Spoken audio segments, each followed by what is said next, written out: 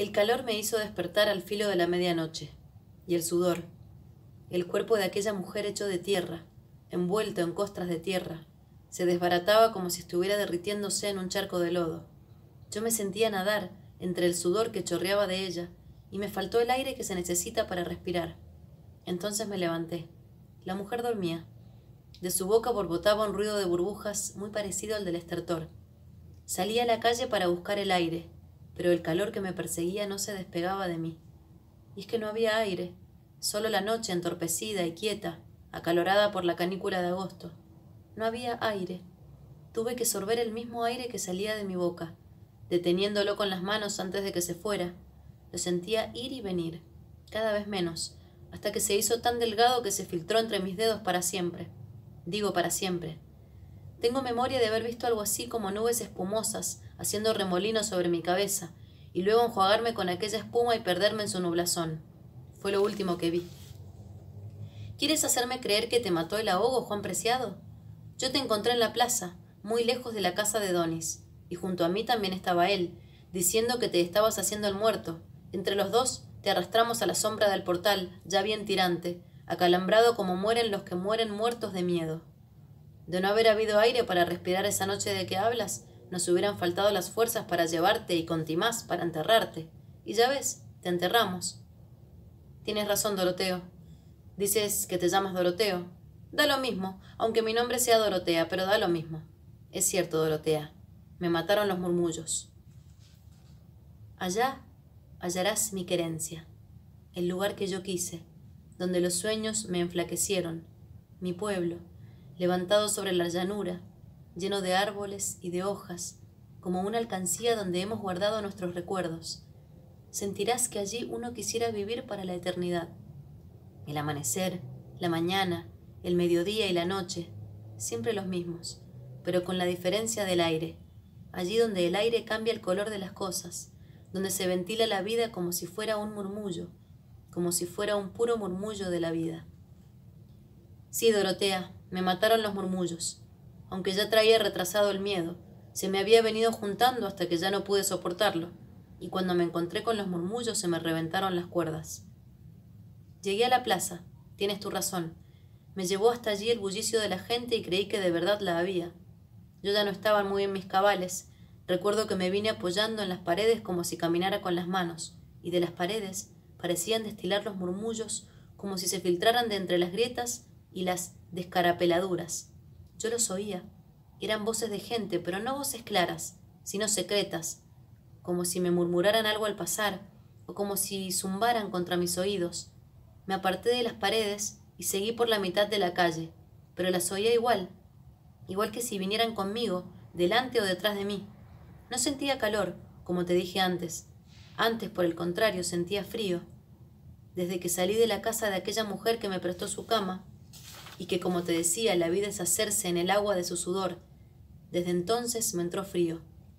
Y conforme yo andaba, el frío aumentaba más y más, hasta que se me enchinó el pellejo. Quise retroceder porque pensé que regresando podría encontrar el calor que acababa de dejar, pero me di cuenta que a poco de andar, que el frío salía de mí, de mi propia sangre. Entonces reconocí que estaba asustado. Oí el alboroto mayor en la plaza y creí que allí, entre la gente, se me bajaría el miedo. Por eso es que ustedes me encontraron en la plaza. De modo que siempre volvió Donis. La mujer estaba segura de que jamás lo volvería a ver. Fue de mañana, cuando te encontramos. Él venía de no sé dónde, no se lo pregunté. Bueno, pues llegué a la plaza. Me recargué en un pilar de los portales. Vi que no había nadie, aunque seguía oyendo el murmullo como de mucha gente un día de mercado. Un rumor parejo, sin ton ni son, parecido al que hace el viento contra las ramas de un árbol en la noche, cuando no se ven ni el árbol ni las ramas, pero se oye el murmurar. Así.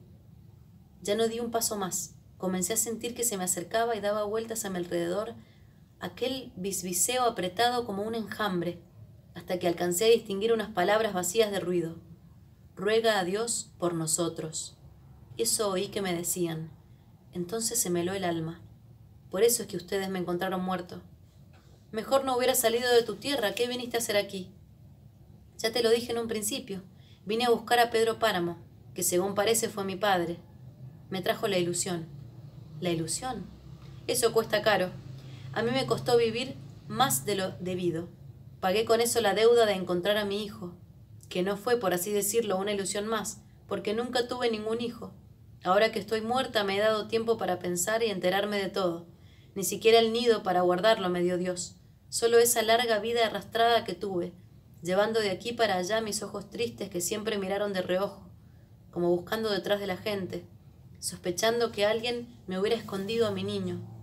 Y todo fue culpa de un maldito sueño. He tenido dos. A uno de ellos lo llamo el bendito y a otro el maldito.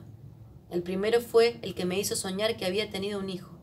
Y mientras viví, nunca dejé de creer que fuera cierto, porque lo sentí entre mis brazos, tiernito, lleno de boca y de ojos y de manos.